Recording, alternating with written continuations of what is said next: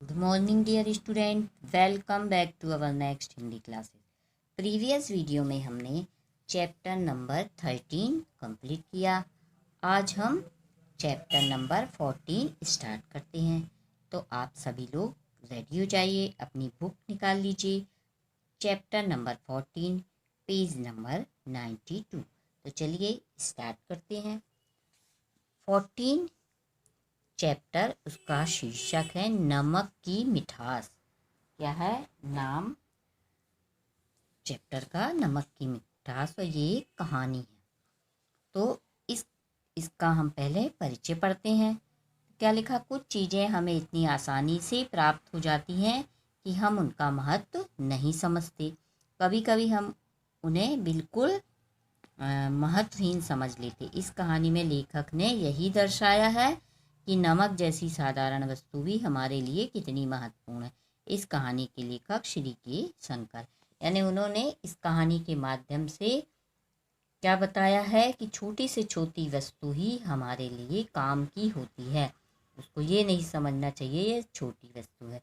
तो नमक के माध्यम से इस कहानी में लेखक ने बताया है कि छोटी से छोटी वस्तु कितना महत्व है. तो चलिए स्टार्ट करते हैं. एक समय की बात है कि एक राजा था. उस राजा को अपने आप पर बहुत गर्व था. वह सदा अपने आकर्षण व्यक्तित्व, अपनी बुद्धि, अपनी सफलता तथा एक बड़ा शासक होने की बातें करता. वह चाहता था कि उसके आसपास के लोग उसकी बातों पर विश्वास करें और उसकी तारीफ की पुल बांधते रहें. यानी राजा जी थे तो वो क्या करते थे कि उनको अपने ऊपर बहुत गर्व था कि मेरा व्यक्तित्व आकर्षण है, बुद्धि है, सफलता है और मैं बड़ा शासक हूँ. और वह चाहता था कि आसपास के लोग क्या करें, उसकी बातों पे विश्वास करें, उसकी तारीफ के पुलवाने, यानी हमेशा उसकी तारीफ करते रहें. उसे वे ही लोग अधिक पसंद थे जो उसकी प्रशंसा करते थे. इसलिए वह सदा अपने मुंह लोगों की संगति में दिखाई देता. यानी जो उसकी प्रशंसा करते थे उन्हीं लोगों की संगति में वो दिखाई देता था. राजा की 3 लड़कियां थीं. एक दिन उसने अपने प्रति उन तीनों के प्रेम की परीक्षा लेनी चाहिए.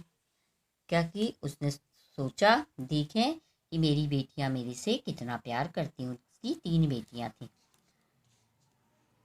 उसने उन्हें पास में बुलाया. मेरी प्यारी बच्चियों, वह बोला, लोग कहते हैं कि मैं बहुत बड़ा राजा हूँ.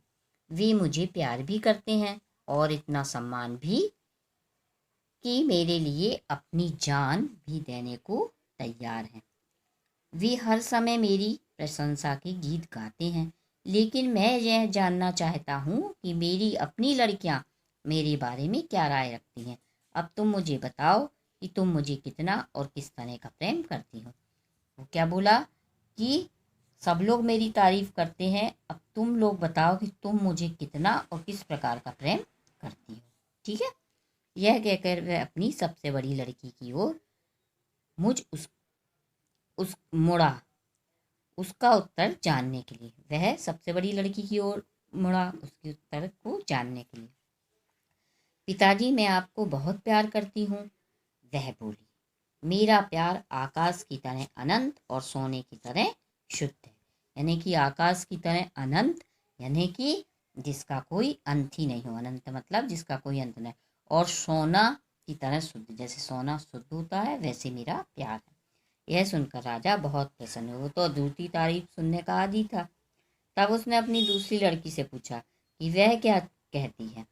तो पिताजी, मैं आपको बहुत प्यार करती हूँ, दूसरी लड़की ने उत्तर दिया.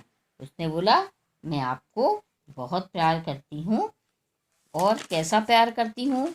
आपके लिए मेरा प्यार क्या है, समुद्र की तरह असीम है. यानी समुद्र की कोई असीम मतलब जिसकी कोई सीमा ना हो.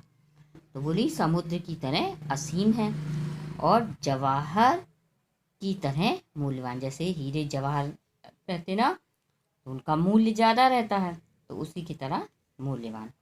राजा प्रसन्नता से हंस पड़ा. तब उसने अपनी सबसे छोटी बेटी की ओर देखा। तुम क्या कहती हो, उसने पूछा। तुम मुझे कितना प्यार करती हो, उसने अब सबसे छोटी बेटी से पूछा। तुम मुझको कितना प्यार करती हो। नेक्स्ट पेज पे आ जाइए 93 पर। तीसरी लड़की लज्जालू थी, यानी शर्म करने वाली थी। लज्जालू मतलब शर्म करने वाली। वह अपने पिता के प्रश्न का उत्तर ना दे सकी, उसने उत्तर नहीं दिया। राजा उससे बार बार पूछने लगा ताकि वह अपनी क्या करें, बहनों से भी अधिक अच्छा कुछ कहे। यानी उसकी बहनों ने तो कह दिया, अब उससे भी ज़्यादा अच्छा वो कुछ कहे। पूज्य पिताजी, आखिर में छोटी लड़की ने उत्तर दिया, मेरा प्यार ऐसा ही जैसा एक बेटी का अपने पिता के लिए होता है। लेकिन फिर भी तुम मुझसे कितना प्यार करती हो। उसने क्या बोली कि जैसा एक पिता का बेटी के लिए होना चाहिए वैसा मैं आपसे प्यार करती हूँ। परंतु राजा तो तारीफ सुनने के लिए उत्सुक था। वो बोली, फिर भी कितना प्यार करती हो। तो राजा ने फिर पूछा, तुम्हारा प्यार किस तरह का है। तीसरी लड़की सोचने लगी, फिर बोली, पिताजी मैं इतना ही कह सकती हूँ कि मैं आपको उतना ही प्यार करती हूँ जितना कि आप और मैं नमक को करते हैं। उसने क्या बोला, जितना मैं करती हूँ जितना कि आप नमक को करते हैं। अगर जितना भी स्वादिष्ट भोजन बना हो नमक ना हो तो क्या होएगा, हमसे भोजन नहीं खिलाएगा। यानी कितना मूल्यवान होता है नमक, है ना। तो अब देखिए क्या हुआ, राजा का रिएक्शन देखिए। क्या, राजा कड़क कर बोला, तुम मुझे केवल साधारण नमक के बराबर प्यार करती हो। हाँ पिताजी, उसने उत्तर दिया। तुमने यह कहने की हिम्मत कैसे की कि तुम मुझे साधारण नमक के बराबर प्यार करती हो। राजा गरजा, क्या मैं इतना सस्ता हूँ। तुम तत्काल अपने शब्द वापस लो, नहीं तो तुम्हारे लिए अच्छा ना होगा। उससे बोला कि तुम अपने शब्द वापस ले लो, नहीं तो तुम्हारे लिए अच्छा नहीं होगा। लेकिन पिताजी, राजकुमारी बोली, इससे अच्छा कोई और तरीका मेरे पास नहीं है जिससे मैं अपना प्यार प्रकट कर सकूं। राजा क्रोध से लाल पीला हो गया, बहुत गुस्से में आ गया राजा। मुझे इस प्रकार अपमानित करने का फल तुम भुगतोगी, वह बोला, है ना। तुमने मेरा अपमान किया है तो तुम इसका फल भुगतोगी। उस दिन से राजा ने अपनी छोटी बेटी से सब तरह के संबंध तोड़ दिए कि यानी तुम हमारी बेटी अब नहीं हो। वह उसकी तरफ देखता तक नहीं था। समय बीतता गया। राजा ने अपनी दोनों बड़ी लड़कियों का विवाह दो राजाओं के साथ कर दिया। तीसरी राजकुमारी अब अकेली रह गई। रानी ने एक दिन छोटी लड़की का विवाह भी तय करने के लिए राजा से कहा, दो बेटी का तो विवाह हो गया है, अब तीसरी बेटी का भी विवाह कर दूं। तो क्या बोले राजा, उस बेवकूफ लड़की का विवाह। राजा बोला, जरा रुको और देखो कि उसका विवाह मैं किस तरह करता हूँ। राजा ने बाहर सड़क पर देखा, वहां पर उसे एक भिखारी दिखाई दिया। राजा ने उसे भीतर बुलाया। तुम कौन हो, राजा ने पूछा। सड़क पर तुम क्या कर रहे हो। राजा ने उससे क्या पूछा कि तुम कौन हो और सड़क पर क्या कर रहे हो। क्या बोला वो भिखारी ने, मैं खाने के लिए भिक्षा मांग रहा हूँ। भिखारी ने उत्तर दिया, कई दिन से मुझे कोई काम नहीं मिला है। तुम भिखारी हो, यह बड़ा अच्छा है। वो राजा बोला, तुम भिखारी हो तो बहुत अच्छा। राजा बोला, मैं तुम्हारा विवाह एक राजकुमारी से कर दूंगा, तब तुम दोनों इकट्ठे भीख मांग सकते हो। राजा ने अपनी छोटी बेटी का विवाह उस भिखारी के साथ कर दिया, उसे उसके साथ विदा कर दिया। भिखारी से करके उसको विदा कर दिया। राजकुमारी ने अपना दंड बिना एक शब्द कहे स्वीकार कर लिया। वो बोली, ये मेरा दंड है, तो उसने स्वीकार कर लिया। अपनी दशा पर उसे जरा भी अफसोस ना था। वह जानती थी कि वह अब राजकुमारी नहीं रही। ना उसके पास अब धन था और ना हैसियत। जो कुछ था वह था पति के रूप में भिखारी। ठीक है, लेकिन राजकुमारी क्या थी, बहादुर थी। वह किसी भी स्थिति या कठिनाई का सामना करने के लिए तैयार थी। वो कोई भी स्थिति का और कठिनाई का सामना करने के लिए तैयार थी। सबसे पहले वे अपने पति के बारे में जानना चाहती थी कि वह कौन है। पति ने बताया कि वास्तव में वह भिखारी नहीं है, वह उस नगर में नया था और काम खोज रहा था। जब उसे कोई काम ना मिला तो लाचार होकर भोजन के लिए उसे भीख मांगनी पड़ी। उसी समय राजा ने उसे बुलवा लिया। वह नवयुवक बड़ा महत्वाकांक्षी था। ठीक है, क्या बोला वो? वह नवयुवक बड़ा महत्वाकांक्षी था, यानी उसको बड़ा बनने की इच्छा थी वो नवयुवक को। उस बहादुर और चतुर लड़की को अपनी पत्नी के रूप में पाकर वह किसी भी कठिनाई से जूझने को तैयार था। वो बोला, मैं किसी भी कठिनाई से जूझ सकता हूँ, यानी मेरी पत्नी भी यानी बहादुर है और चतुर है। अब पेज नंबर 95 पे आ जाइए। अब नवयुवक और उसकी पत्नी शहर से बहुत दूर छोटी सी झोपड़ी में रहने लगे। पत्नी कुछ गहने पहनी हुई थी, उसने अपने सब गहने बेच दिए और उन पैसों से एक नया जीवन आरंभ कर दिया। उन्होंने थोड़ी सी जमीन किराए पर ली, उस पर खेती करने लगे और फसल अच्छी हुई। इस तरह खूब परिश्रम करने से धीरे धीरे उन्होंने अपनी खेती बढ़ा ली। कुछ ही वर्षों में उन्होंने इतना पैसा जमा कर लिया कि खेती की ढेर सारी जमीन खरीद ली। धीरे धीरे वे धनी हो गए और संपन्न हो गए, अच्छे अमीर हो गए।